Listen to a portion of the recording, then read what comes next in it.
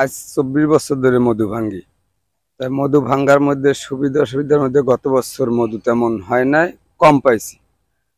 আর এবছর তো নতুন কেবল আবার যাইতে আছি, কারণ সুন্দরবনের ভিতরে ডাকাইতের জ্বালা যন্ত্রণা শুনি আর কি যে বেশি। তারপর অনেক লোকজন যায় না, আমরা পেড়ের অভাবে যাইতে আছি ভিতরে মধু আহরণের জন্য। প্রত্যেক বছরই মধু আহরণের জন্য এই সুন্দরবনে যাই।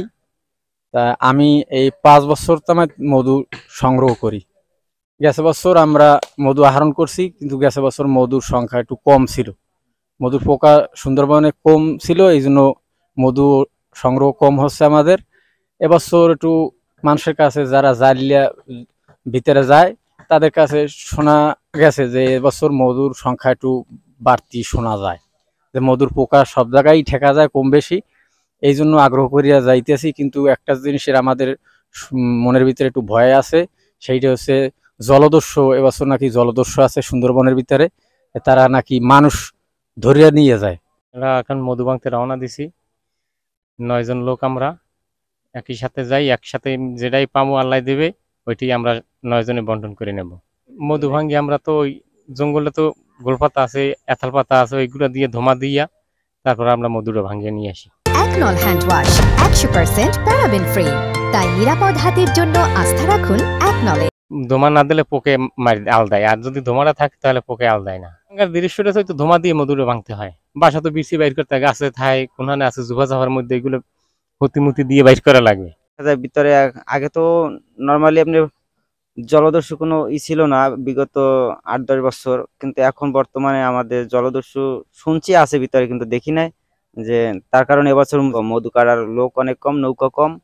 কিন্তু আগে যা 40-50 খান নৌকা যাইতো, এবছর হয়তো তার 3-1 যাবে। আমরা চাই যে সুন্দরবনের ভিতরে যাতে আমাদের কোনো সমস্যা না হয়, আমাদের সরকার কাছে এইটা দাবি, তারা যেন প্রশাসনের বন বিভাগ যাতে আমাদের উপরে সহায় হয়, যাতে আমরা মধু খুব ভালোভাবে কাটতে পারি। তারা যেন আমাদের সাথে উৎসাহিত করে। আর এটা আপনাদের মাধ্যমে সরকারের কাছে দাবি আমাদের এই এপ্রিল এবং মে মাসে যে আমরা যে মধুর সংগ্রহের কাজটা করি, এবং এখানে গত বছর সুন্দরবন পূর্ব বন বিভাগে শরণখোলা থেকে প্রায় 514 কুইন্টাল মধু সংগ্রহ করা হয়েছিল, এবং সে সাথে প্রায় 154 কুইন্টালের মতো মোম সংগ্রহ করা হয়েছিল।